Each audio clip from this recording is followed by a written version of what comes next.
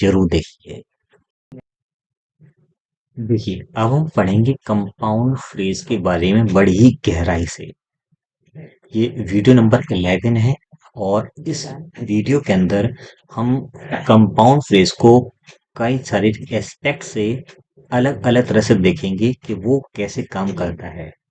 हालांकि compound phrase के बारे में बहुत ही कम लोगों ने सुना होगा कि ये क्या चीज होती है, तो इसके बारे में अभी हम डिस्कस करेंगे और ये वीडियो थोड़ा सा लंबा हो सकता है, I think half an hour का हो सकता है।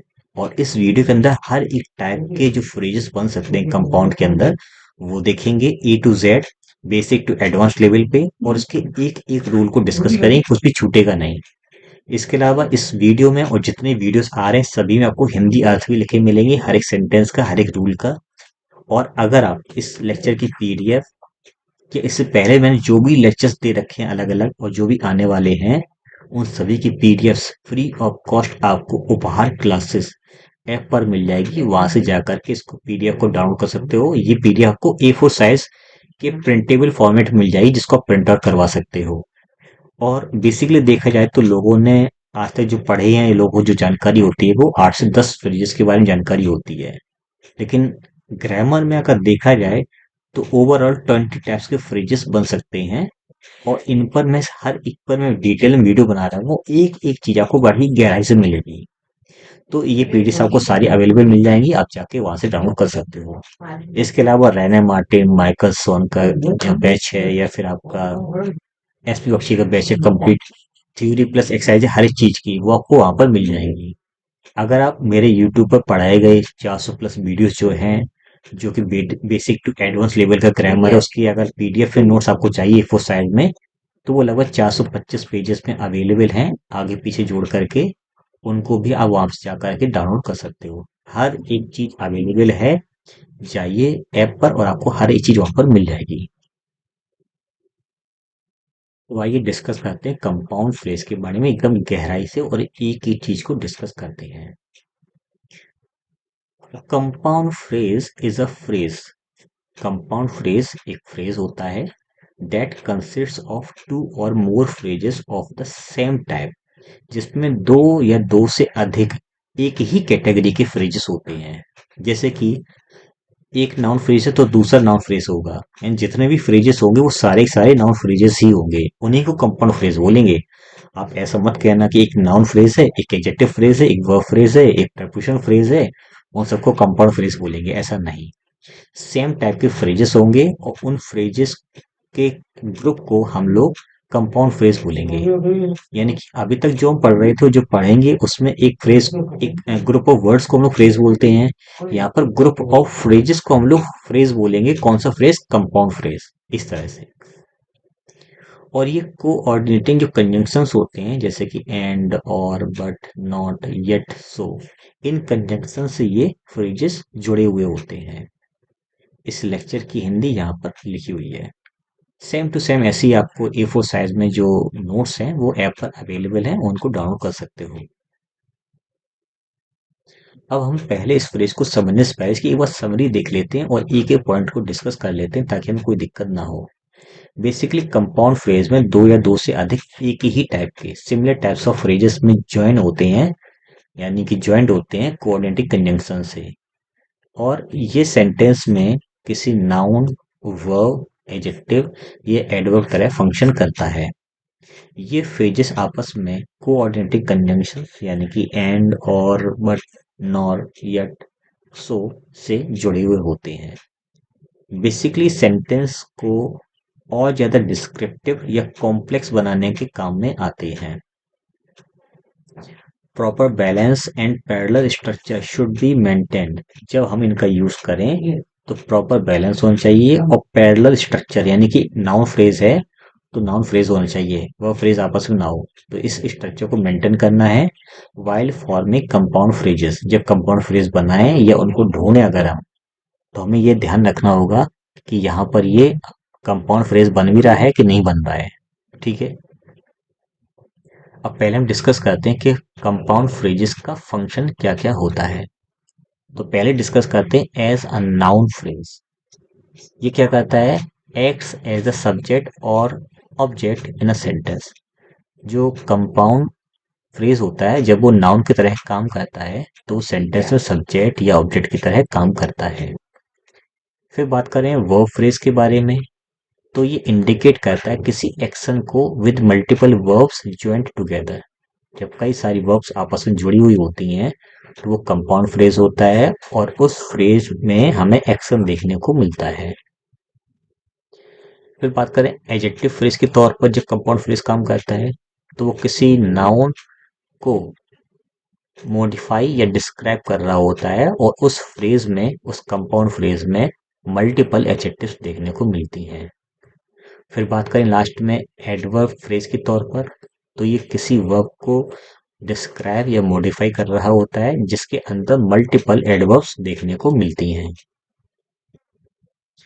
अब बात करें सबसे पहले टाइप्स ऑफ कंपाउंड फ्रेजेस के बारे में, तो डिस्कस करते हैं कंपाउंड नाउन फ्रेज क्या होता है। जैसे कि सी बॉट, उसने खरीदा। एक तो एप्पल्स और बनानास, उसने एप्पल्स और बनानास खरीदे। अब देखिए यहाँ पर ये नाउन और ये नाउन जोड़ दिया कोऑर्डिनेटिंग कंजंक्शन से, तो ये यहाँ पर एक नाउन, एक कंपाउंड फ्रेज है जिसमें नाउन से जुड़े हुए हैं। ये बॉट के ऑब्जेक्ट की तरह ये फ्रेज काम कर रहा है। कंपाउंड फ्रेज है, functions as a noun phrase and it will be called a compound noun phrase। ठीक है, यहाँ पर ये फ्रेज जो है वो एक्ट कर रहा है as an object of the bought verb. इसको फुल फॉर्म में कैसे लिखेंगे? She bought apples as well as bananas. ठीक है, अगला माई फ्रेंड एंड मेंटर, मेरा दोस्त और मेंटर, यहाँ पे दोनों लोग एक ही हैं। मेरा दोस्त जो कि मेंटर भी है, गाइडेड मी, उसने मुझे गाइड किया, सलाह दी।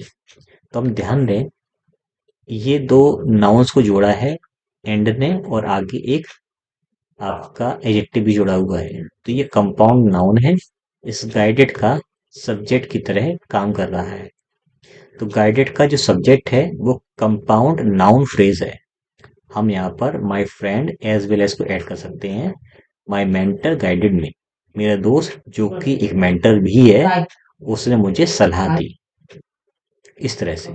अगला the new, sorry the old house, फिर यहाँ पे कंजंक्शन, ये नाउन फ्रेज है। अब फ्रेज आया, देखिए यहाँ पर नाउन चली था, फ्रेज आ गया। एंड द न्यू अपार्टमेंट, ये भी नाउन फ्रेज है, जोड़ा किसने? कंजंक्शन में। तो ये दोनों नाउन फ्रेजेस को बोलेंगे compound noun phrase. Were both beautiful, तो आप ध्यान दीजिए, इन दोनों वर्ब्स को जोड़ने के लिए यहाँ पर केवल अकेले और नहीं है, इसके साथ में इसका पेयर ईदर भी है, जिसको हम ईदर या आइदर बोलते हैं। तो यहाँ पर कोऑर्डिनेटिंग कंजंक्शन है जो इन दो वर्ब्स को आपस में जोड़ रहा है। तो यहाँ पे अकेली वर्ब, यहाँ पर अकेली वर्ब, यहाँ पर अकेली वर्ब, सिंगल सिंगल वर्ब्स हैं। तो ये कंपाउंड वर्ब फ्रेज है जिसमें केवल सिंगल सिंगल वर्ब्स हैं। ठीक, अब यहाँ पर देखिए, they were laughing and talking happily, वे हंस रहे थे एंड टॉकिंग हैप्पीली। अब देखिए टॉकिंग में वर्ब भी जुड़ा हुआ ही है यहाँ पर, क्योंकि वहां पर ओमिट है, कॉमन ले लिया है। आप चाहें यहाँ पे वर्ड लिख सकते हैं लेकिन वो कॉमन ले लिया है, इसलिए यहाँ पे ये भी वर्ब फ्रेज है, ये भी वर्ब फ्रेज है। इन दो वर्ब फ्रेजेस को आपस में जोड़ा है कंजंक्शन एंड ने, तो ये आपका कंपाउंड वर्ब फ्रेज है। अब इसमें क्या हो रहा है कि इसमें दो एक्शन एक साथ हो रहे हैं, साइमल्टेनियसली एक्शंस हो रहे हैं इसमें। एक तो हंसने का काम और बात करने का काम एक साथ इसमें हो रहा है। फिलहाल ये वर्ब फ्रेजेस आपस में एंड से जुड़े हुए हैं, कंपाउंड वर्ब फ्रेज को बोलेंगे। अगला, इसका फुल फॉर्म देख लीजिए। दे वर एक्सप्रेसिंग जॉय, वे जॉय जो खुशी उसको महसूस कर रहे थे, उसे एक्सप्रेस कर रहे थे, किस चीज से? By laughing and talking happily. इस तरह से हम इसको फुल फॉर्म में लिख सकते हैं। फिर बात करें कंपाउंड एडजेक्टिव फ्रेज के बारे में, तो जैसे he is tall and strong, tall conjunction and strong, compound adjective phrase है आपका, जो कि ये सब्जेक्ट कॉम्प्लीमेंट का काम कर रही है। फ्रेज इज इट ही के लिए, ही टॉल है और ही स्ट्रांग है। तो इस फ्रेज को इस तरह से कह सकते हैं कि ये फ्रेज सब्जेक्टिव कॉम्प्लीमेंट है इस ही के लिए। हम इसको ऐसे भी लिख सकते हैं, he has a tall height and a strong physique. Strong का मतलब क्या है, फिजिक ही तो इसकी स्ट्रॉन्ग होगी ना, इस तरह से। वह लंबा और मजबूत है, या वह एक लंबा और मजबूत इंसान है, इस तरह से। अगला, द रूम वॉज, कमरा था, कैसा था, डार्क बट स्पेसियस, अंधेरा था लेकिन उसमें जगह काफी थी। तो ध्यान दीजिए, स्पेस से बना हुआ है, ये स्पेसियस जो है स्पेस वर्ड से बना हुआ है। इन दो एडजेक्टिव्स को आपस में कंट्रास्ट करने वाला, विरोधाभास करने वाला कंजंक्शन बट ने जोड़ा है। तो ये आपका कंपाउंड एडजेक्टिव फ्रेज है, सब्जेक्टिव कॉम्प्लीमेंट का या सब्जेक्ट कॉम्प्लीमेंट का काम कर रहा है इस रूप के लिए। कंट्रास्ट शो कर रहा है दोनों आपस में जो एडजेक्टिव यूज हुई हैं उनके बीच में। फुल फॉर्म में कैसे लिख सकते हैं, the room had darkness, room में अंधेरा तो है लेकिन but also had enough space, देख इसमें जो जगह है वो काफी है, इस तरह से। अगला, सी वोर, वह पहने हुए थी, क्या पहने हुई थी, अ रेड, ए को हटा दीजिए, ए तो आया है इस ड्रेस के लिए, रेड एंड वाइट, सफेद और लाल रंग की उसने ड्रेस पहन रखी थी। रेड एंड व्हाइट का मतलब क्या है कि एक ही ड्रेस में दो जो कलर्स हैं उनका कॉम्बिनेशन था। तो ये जो आपका रेड एंड व्हाइट है, ये कंपाउंड एडजेक्टिव फ्रेज है जो कि इस ड्रेस के बारे में एडिशनल इंफॉर्मेशन दे रहा है या उसको मॉडिफाई कर रहा है। तो इसको ऐसे भी लिख सकते हो, she wore a dress that was red in some parts, जो कि कुछ लाल कलर में थी और कुछ व्हाइट कलर में थी, कुछ अदर पार्ट उसका व्हाइट था, कुछ पार्ट उसका रेड था, इस तरह से। अब बात करें कंपाउंड एडवर्ब फ्रेज के बारे में, तो इसको भी डिस्कस कर लेते हैं। ही स्पोक, वह बोला, कैसे बोला, सॉफ्टली, फिर कंजंक्शन, पोलाइटली। तो ये दो एडवर्ब्स जुड़े हैं कंजंक्शन से, और ये मॉडिफाई कर रहे हैं या डिस्क्राइब कर रहे हैं इस स्पोक के बारे में। और कैसे बोला, तो सॉफ्टली बोला और एक पोलाइटली बोला, यानी कि प्यार से और पोलाइटली तरीके से वह बोला, तरीका मतलब मैनर। तो इसमें द वे ऑफ टॉकिंग जो है, बात करने की जो तरीका है, उसको डिस्क्राइब कर रहा है ये फ्रेज। आप इसको एक प्रेपोजिशनल फ्रेज में भी कन्वर्ट कर सकते हो, जैसे कि ही स्पोक, इन प्रेपोजिशन आ गया, a soft and polite manner, ठीक है, ये अपने आप में एक नाउन फ्रेज है। फिर सबको आपस में जोड़ेंगे तो ये बन जाएगा प्रेपोजिशनल फ्रेज। प्रेपोजिशनल फ्रेज के अंदर अंदर मतलब अंदर कुछ उसके अलग फ्रेजेस भी ऐड होते हैं। अब ये प्रेपोजिशनल फ्रेज जो है इस स्पोक के बारे में बात कर रहा है, तो ये एडवर्ब फ्रेज है, मतलब एडवर्ब फ्रेज नहीं कहेंगे इसको, प्रेपोजिशनल फ्रेज है, फंक्शन कर रहा है एडवर्ब की तरह। एक और देखिए, सी रैन, वह दौड़ी, कैसे दौड़ी, क्विकली, तेजी से, एंड कंजंक्शन, एफर्टलेसली, मतलब ऐसे दौड़ी जिससे कोई एफर्ट्स लग ही ना रहा हो। तो ये आपके दोनों कंपाउंड एडवर्ब फ्रेज हैं जो कि मॉडिफाई कर रहे हैं उस रैन को, और डिस्क्राइब कर रहे हैं मूवमेंट को, किस तरह से, क्विकली एंड एफर्टलेसली, वह तेजी और बिना किसी कठिनाई के दौड़ी। फुल फॉर्म में कैसे लिखेंगे इस फ्रेज को हम लोग, सी रैन, वह दौड़ी। इसको बना दिया हमने prepositional phrase, with great speed and without any effort.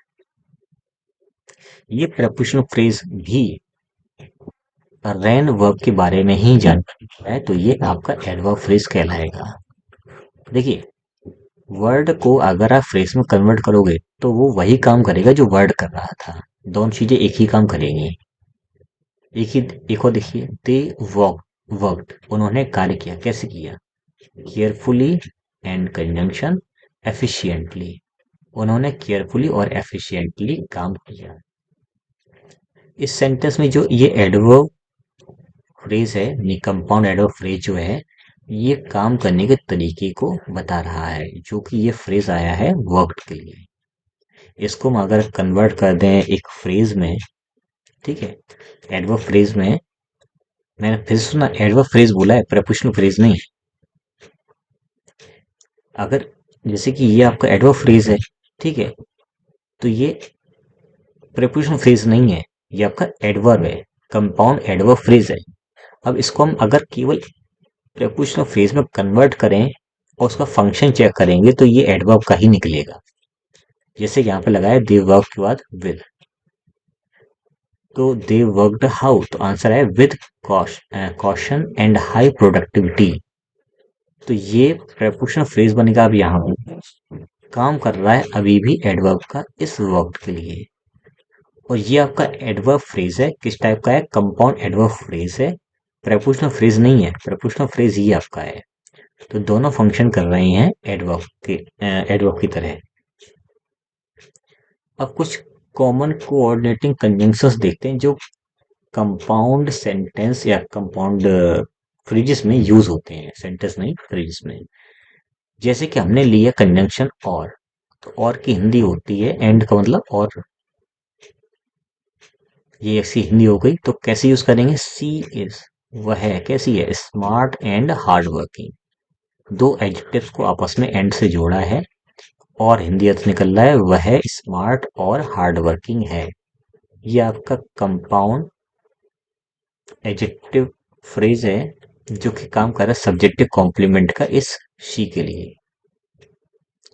फिर एक वर्ड लेते हैं और का अर्थ होता है या, यानी कि या तो ये या फिर वो, ऑप्शन चूज करना। तो क्वेश्चन का इसका हम एक एग्जांपल लेते हैं, you can study, you can तुम कर सकते हो क्या, स्टडी और प्ले, या तो तुम पढ़ सकते हो या तो तुम खेल सकते हो, ऑप्शन चूज करना है यहाँ पर। तो यहाँ पर दो वर्ब्स को और कंजंक्शन से जोड़ा गया है, कंपाउंड वर्ब फ्रेज को हम बोलेंगे, ठीक है। अब अगला देखिए, अगला लेते हैं कंजंक्शन बट का हिंदी अर्थ होता है लेकिन। ही इज, वह है, पुअर, वह गरीब है, बट ऑनेस्ट, वह गरीब है लेकिन वह ईमानदार है। तो इन दो एडजेक्टिव्स को आपस में कंट्रास्टिंग कंजंक्शन बट से जोड़ा है और ये आपका कंपाउंड एडजेक्टिव फ्रेज कहलाएगा, जो कि सब्जेक्टिव कॉम्प्लीमेंट है इस ही के लिए। फिर अगला वर्ड लेते हैं नॉर, NOR। नॉर का मतलब होता है ना तो ये ना ही वो, दोनों में से कोई भी नहीं। अगला देखिए सी नीदर ड्रिंक्स नॉर स्मोक्स, ना तो वह ड्रिंक करती ना ही वह स्मोक करती है। तो हम इसको ऐसे कह सकते हैं, अगर आप देखोगे तो ड्रिंक्स और स्मोक के पीछे नॉर आया हुआ है, तो ये कंपाउंड वर्ब फ्रेज है। लेकिन एक इसका एक पेयर और है अलग से, नीदर। तो हम नीदर को अलग कर देंगे क्योंकि हम दो वर्ब्स के बीच में नॉर को ही कंसिडर कर लेते हैं, ठीक है। तो ये आपका कंपाउंड वर्ब फ्रेज है। फिर अगला वर्ड आता है आपका येट। येट क्या कहता है, येट का अर्थ होता है फिर भी।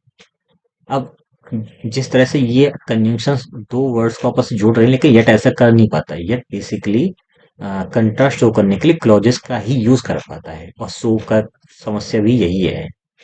तो ही इज लेजी, वह लेजी है, येट ही सक्सीड्स, वह आलसी है फिर भी वह सफल हो जाता है। तो हम इसको कंजंक्शन तरह ही यूज कर सकते हैं, लेकिन ये और ये आपस में एक दूसरे के ऑपोजिट वर्ड्स हैं, यानी कि हमें सेंटेंस ही बनाना पड़ेगा, इसलिए कि अर्थ में भी हमें सो लेना पड़ेगा। He was tired so he slept, वह थका हुआ था इसलिए वह सो गया। इन दो कंजंक्शंस की ये समस्या है कि ये फ्रेज नहीं बल्कि सेंटेंस में यूज होते हैं। तो मैं उम्मीद करता हूँ आपको चीजें समझ में आ गई होंगी। अब देखिए कुछ सेंटेंसेस जो हम लोग जनरली गलत तरह से लिखते हैं, उनको सही तरह से कैसे लिखेंगे। जैसे कि सी इज बोथ, वह दोनों है, क्या क्या है, टॉल एंड इंटेलिजेंट, वह लंबी और बुद्धिमान है। अब यहाँ पर कॉमा की मिस्टेक है। क्यों मिस्टेक है, कॉमा के बाद एंड तो आएगा, इसको ऐसे ही लिखा जाए, लेकिन सेंटेंस लिखा जाता है। कॉमा के बाद एंड लगाने पर कंजंक्शन के साथ में सेंटेंस लिखा जाता है, ना कि कोई सिंगल वर्ड। तो हम इसको ऐसे लिखेंगे, she is both tall and intelligent. तो हमें जो बोथ वर्ड है उसके साथ में जो एंड हमने जोड़ा हुआ है, यहाँ पर कॉमा नहीं लगाएंगे। कॉमा आता है सेंटेंस बनाने के लिए। फिर दूसरी बात ये भी, अगर हम कॉमा लगा भी दें, चलो मान लो, पहली बात तो गलत है। तो बोथ का जो पेयर है वो तो एंड होता है, तो उसमें तो फिर कॉमा की जरूरत ही नहीं है। आप इसको ऐसे भी समझ सकते हो। तो ये ध्यान रखना है। अगली, he will either go market और होम। अब यहाँ पर कंजंक्शन आता है सेम कैटेगरी के साथ में। तो हम ध्यान दें, तो यहाँ पर एक तो समस्या क्या है कि यहाँ पर ईदर के साथ में वर्ब लगी है, और के साथ में आया हुआ है एक एडवर्ब जगह। कॉम्बिनेशन गलत है। हमें ये देखना होगा कि दो चीजें कौन सी हैं और सेम चीज कौन सी है। तो वर्ब तो एक ही है, इसका मतलब इसको साइड से निकालना पड़ेगा। दो अलग अलग चीजें कौन है, मार्केट और होम। इनके साथ में हमें ईदर और का यूज करना पड़ेगा। और कहीं जाने के लिए प्रपोजिशन भी चाहिए होती है, डायरेक्शन शो करने के लिए, तो टू भी आएगा। तो ऐसे बनाएंगे, ही विल गो, ये अलग कर दिया, ईदर टू द मार्केट और टू होम।